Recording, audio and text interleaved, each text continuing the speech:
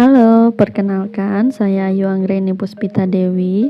Saya mahasiswa semester 7 dari UP BJJ UT Denpasar.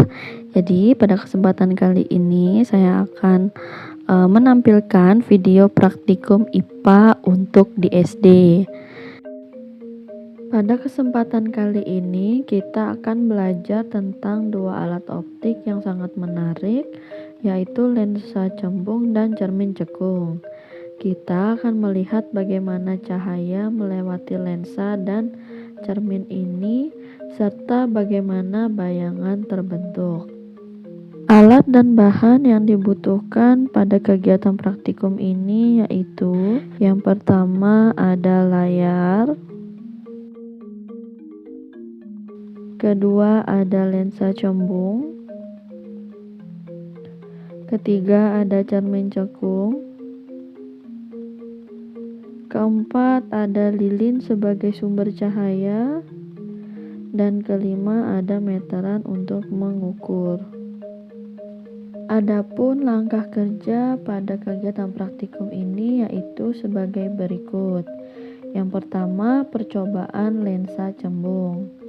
Susunlah lensa pada dudukannya dan letakkan di antara layar dan sumber cahaya. Kemudian nyalakan sumber cahaya dan atur posisi benda dan lensa agar pada layar terbentuk bayangan yang paling tajam.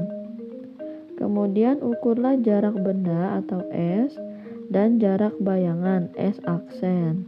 Ulangi percobaan beberapa kali dengan kedudukan benda yang berbeda. Cara kerja pada percobaan cermin cekung yaitu sebagai berikut. Yang pertama, susunlah alat sama seperti pada lensa cembung. Kedua, nyalakan sumber cahaya, kemudian aturlah kedudukan benda dan layar agar pada layar terbentuk bayangan yang paling tajam.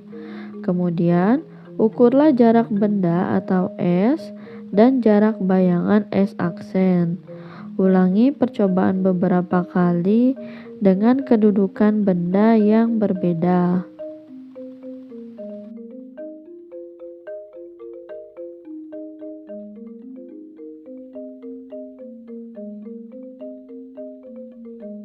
Berikut ini adalah tabel hasil pengamatan dari percobaan lensa cembung dan cermin cekung. Lensa cembung bersifat mengumpulkan cahaya atau konvergen dan digunakan untuk membentuk bayangan pada layar. Berdasarkan hasil percobaan, saat jarak benda semakin jauh dari lensa, maka jarak bayangan semakin kecil. Hal ini sesuai dengan sifat lensa cembung, yaitu jika benda diletakkan lebih dekat dari fokus, bayangan bersifat maya, tegak, dan diperbesar. Jika benda diletakkan lebih jauh dari fokus, maka bayangan bersifat nyata, terbalik, dan dapat diproyeksikan ke layar. Dari hasil pengamatan juga diperoleh bahwa rata-rata jarak fokus atau F lensa cembung dari data adalah sekitar 20 cm. Kita mendapatkan juga bahwa kekuatan lensa cembung adalah sekitar 5 dioptri. Cermin cekung juga bersifat mengumpulkan cahaya dan membentuk bayangan nyata atau maya tergantung pada posisi benda. Berdasarkan data hasil percobaan, terlihat bahwa ketika jarak benda semakin besar, maka jarak bayangan menjadi lebih kecil. Hal ini menunjukkan sifat pemantulan cermin cekung, yaitu bila benda berada di luar titik fokus, maka bayangan nyata dan terbalik. Bila benda berada di dalam titik fokus, bayangan maya dan tegak. Dari hasil perhitungan menunjukkan bahwa jarak fokus atau titik F cermin cekung juga berada di sekitar 20 cm. Adapun kesimpulan pada kegiatan praktikum ini yaitu yang pertama, lensa cembung dan cermin cekung sama-sama mampu membentuk bayangan nyata pada layar jika benda diletakkan di luar titik fokus. 2. Jarak fokus rata-rata dari hasil pengamatan untuk keduanya adalah sekitar 20 cm. 3.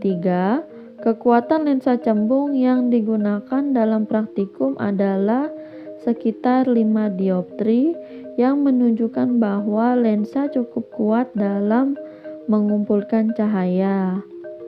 4.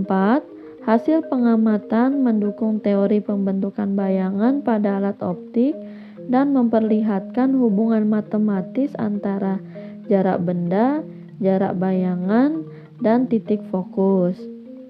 5. Praktikum ini membantu memahami secara konkret prinsip pembiasan pada lensa dan pemantulan pada cermin dalam kehidupan sehari-hari seperti pada kacamata, kamera, dan cermin.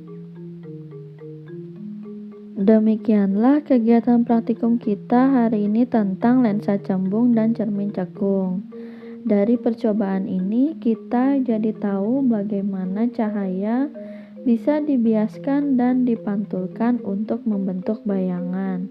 Semoga kita semakin paham cara kerja alat optik ini ya. Sampai jumpa di praktikum berikutnya. Terima kasih.